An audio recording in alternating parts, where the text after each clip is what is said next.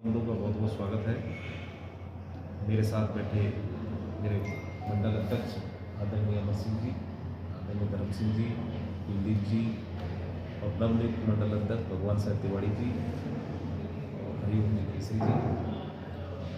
आज प्रदेश संगठन के निर्देशानुसार और माननीय मुख्यमंत्री जी के निर्देशानुसार पिछले एक वर्ष के कार्यकाल में पूरे राजस्थान के साथ सभी विधानसभा क्षेत्रों में जो 2024-25 जो बजट हमको दिया था, उस संदर्भ में आज प्रत्येक हेडक्वार्टर पर और उपखंड स्तर पर सभी जगह विधायकों द्वारा और जिला मंत्रियों के द्वारा प्रेस कॉन्फ्रेंस का आयोजन किया जा रहा है। इस अवसर पर आज महुआ में विधायक होने के नाते एक साल के कार्यकाल और अभी वर्तमान में जो सरकार ने बजट पेश किया है, उस संदर्भ में आप सबसे आज थोड़ी वार्ता करनी है।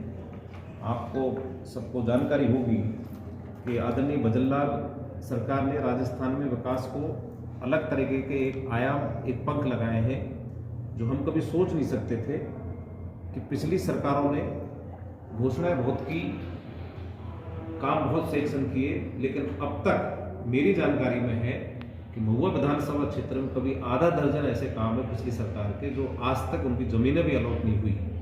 और हमारी सरकार ने जो पहला बजट दिया था हमको दौसा जिले के अंदर और मेरी महुआ विधानसभा क्षेत्र में, उन सभी घोषणाओं को अमल करते हुए 90% उनकी ज़मीन अलॉट हो गई, टेंडर हो चुके हैं।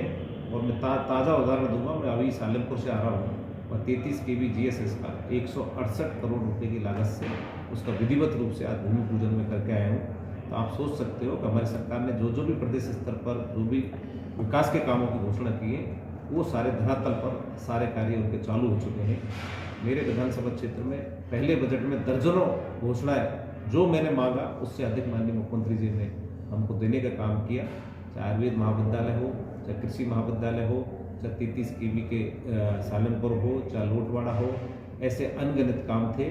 और करीब 74 करोड़ रुपए की सड़कों का मेरे को स्वीकृति प्रदान की थी। और सभी जगह आप देख सकते हैं सड़कों का करीब 20 दिन से लगातार काम प्रगति पर है। और आने वाले समय में एक भी विधानसभा क्षेत्र में चाहे गांव हो चाहे ढाणी हो, हम सब गांव और ढाणियों को सड़कों का जाल बिछाने का काम करेंगे। इस बजट में भी मेरे को बहुत सारी घोषणाएं माननीय मुख्यमंत्री जी ने की हैं। सबसे बड़ी घोषणा है मेरे 33 kV GSS सालमपुर में, प्राथमिक स्वास्थ्य केंद्र है सालमपुर और 33 kV GSS अपने टुडियाना के अंदर मेरा जिला अस्पताल में भी बेड बढ़ाने का काम किया है। और सबसे महत्वपूर्ण जो करीब 25-30 सालों से महुआ विधानसभा क्षेत्र का युवा हर व्यक्ति इंतजार कर रहा था कि इतने समय पूर्व रीको ईरे के लिए जमीन अलॉट हुई है, लेकिन अभी तक किसी सरकार का उस पर ध्यान नहीं था। मैंने कड़ी मेहनत करके आदरणीय करुणीलाल जी और मैंने स्वयं मुख्यमंत्री जी से, मंत्री जी से मिलकर उसमें हमने आवेदन किया, उनको निवेदन किया कि इस बजट में घोषणा हो ताकि मेरे महुआ विधानसभा क्षेत्र के हजारों युवाओं को वहाँ रोजगार मिल सके। इसलिए इस बजट में उन्होंने औद्योगिक पार्क और औद्योगिक क्षेत्र को विकसित करने के लिए करीब 100 करोड़ रुपए का प्रावधान पूरे दौसा जिले में रखा है।